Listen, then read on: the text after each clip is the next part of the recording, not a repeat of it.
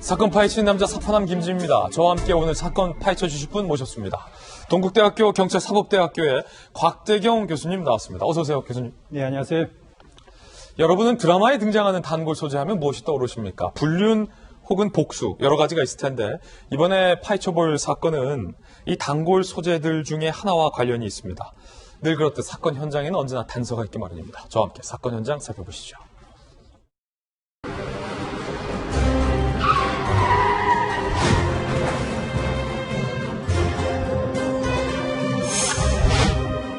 무슨 사고요?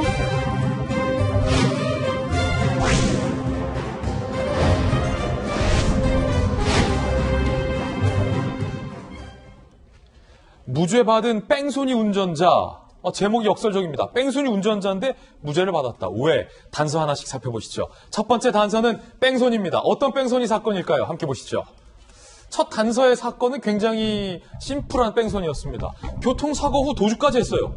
뺑소니죠, 완전히. 그런데 무죄를 받았다. 2018년 9월 오전 9시 30분 서울 서초구의 한 사거리에서 56세 운전자 A씨가 차량 2대를 꽝꽝 들이받습니다. 그리고 태연하게 도망갑니다. 피해 차량 운전자들은 각각 전치 2주씩 진단을 받았습니다. 도로교통법 위반 혐의 뺑소니로 기소됐는데 놀랍게 무죄가 선고된 겁니다.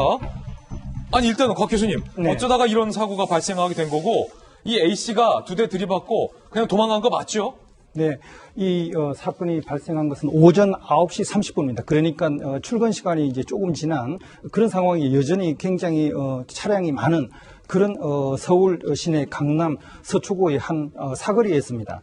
2차선에 있던 차량이 3차선으로 차선 변경을 하는 과정에서 옆에 있던 차를 받았습니다. 예. 그러고 나서 다시 2차선으로 되돌아와서 2차선 앞에 있는 차를 갖다 또 받은 거죠. 받고 또 받았네요. 네, 그래서 2대의 차량이 피해가 났고, 그리고 이 안에 있던 운전자들 같은 경우는 전치 2주, 그리고 차량 같은 경우는 180만 원 이상의 그런 어떤 피해를 당했다고 그러니까 상당히 큰 사고가 난 겁니다. 아니 수리비가 180만 원 이상이 나왔다면 피해 상황이 적다고 할 수 없는 건데 한 가지만 다시 한번 체크해 볼까요? 법원에서 뺑소니가 무죄가 나왔다고요?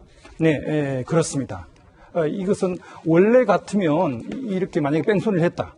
그러면은 이것에 대해서 도주치상, 그리고 실제로 사고가 난 이후에 조치를 하지 않았던 이런 행위에 대해서 상당히 엄하게 이제 처벌을 받는 건데 무죄가 난 겁니다. 여기서 의문입니다. 그렇다면 왜 명백한 뺑소니의 피해도 컸는데 무죄가 나왔을까? 바로 여기서 두 번째 단서가 나옵니다. 두 번째 단서는 얼굴의 표정입니다. 어떤 얘기일까요? 단서 상세히 살펴보시죠. 사고 순간 기억상실? 사고 직후 경찰이 출동했죠? 아니 어디 가세요? 차 들이받고 잠만 쓰세요. 경찰이 그러자 운전자 A씨가 무슨 일 때문에 그러세요? 사고요? 무슨 사고가 났어요? 무슨 소리 하세요? 당시 현장에 출동한 경찰관의 증언에 따르면 이 운전자의 표정에서 거짓말이라는 느낌을 하나도 못 받았다라고 얘기를 하고 있습니다. 곽 교수님, 네. 사고 당시 운전자의 모습이 상당히 이상하고 경찰의 진술까지 들어보면 이분이 거짓말을 하고 있다는 느낌을 전혀 못 받았다는 거예요? 네, 그렇습니다. 사고가 난 직후에 피해 차량의 운전자들이 차를 운전해서 그 사고를 낸 차를 막아섰습니다. 예. 그래서 이제 차가 이제 멈춰 섰는데요. 그러고 나서 그 이후에 이제 경찰도 이제 출동을 했고, 그랬음에도 이제 불구하고 무슨 일이 있었느냐, 본인이 사고를 냈다는 사실을 제대로 이제 인지를 하지 못한 그런 어떤 표정을 갖다 했고요. 아니 조금 전에 차 2대 받았는데도 모른다. 네. 그리고 실제로 이게 자기가 사고를 내고 이걸 갖다가 무마하거나 아니면 거짓말을 하려는 그런 어떤 당황스러운 그런 어떤 표정들이 아니라 굉장히 멀쩡한 그런 어떤 얼굴 표정을 하고 있었다. 이게 좀 의심스럽다. 좀 이상하다.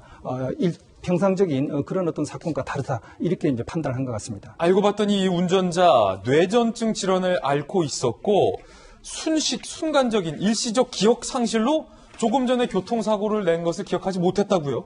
네, 그렇습니다. 이 뇌전증이라고 하는 게 이제 경련하고 그리고 이제 의식 장애가 되풀이해가지고 여러 번 반복되는 그런 병인데요. 사실 사고가 나기 2년 전, 2016년부터 남편이 그런 어떤 기억을 제대로 하지 못하는 이런 증상이 있어가지고 이제 병원에 가보라고 그렇게 이제 권유를 했었고 그리고 이 사건이 나고 나서 이제 바로 이제 한 달 후인 10월달에 실제로 이제 병원에 가서 그런 뇌전증 진단을 받았다고 합니다. 예, 결과적으로 A 씨가 법원에서 무죄를 선고받은 이유도 기억상실, 뇌전증으로 인한 기억상실이라는 이유였습니다. 법원의 이야기도 좀 더 살펴보실까요? 자, 지금 법원이 무죄를 선고한 근거들이 어떤 게 있습니까? 결국 일부러 고의로 이제 도주를 한 거냐 아니냐 뭐 이런 거에 있어가지고 사실 그 당시 상황이 강남에 뭐 9시 30분 상황을 아시겠지만 아무리 자기가 사고를 내고 일부러 도주를 하려고 해도 굉장히 많은 차량이 있는 그런 상태에서 도주를 하기가 현실적으로 이제 어렵습니다. 그래서 그런 어떤 상황에서 일부러 고의로 이제 도주를 한 건 아니고 이런 사고를 본인이 제대로 이제 인식하지 못하고 행동한 그런 어떤 정황들이 이제 보이는 게 아니냐 이렇게 이제 법원은 판단을 한 것 같습니다. 혹시 뇌전증 때문에 사고 내고도 기억 못해서 무죄받은 사례가 또 있습니까? 예, 그렇습니다. 이전에 버스를 운전하는 예. 운전사가 택시를 들이받는 그런 어떤 사고가 있었습니다. 그런데 이제 순간적으로 이 뇌전증 증상 때문에 제대로 행동을 하지 못한 예. 그런 경우들이 있었고요.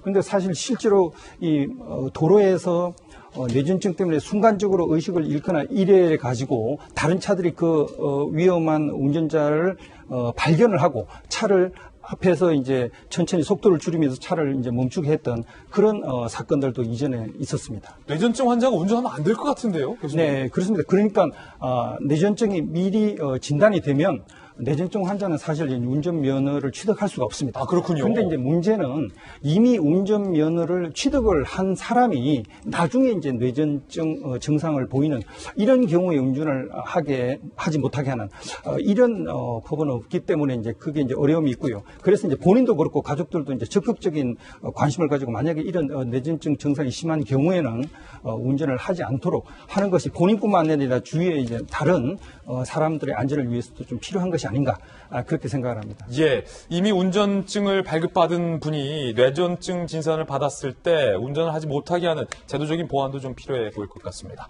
지금까지 사파남 곽대균 교수님과 함께 사건 풀어봤습니다. 감사합니다. 네, 수고하십시오. 저희들은 60초 광고 후에 다시 돌아오겠습니다. 잠시 후에 뵙죠.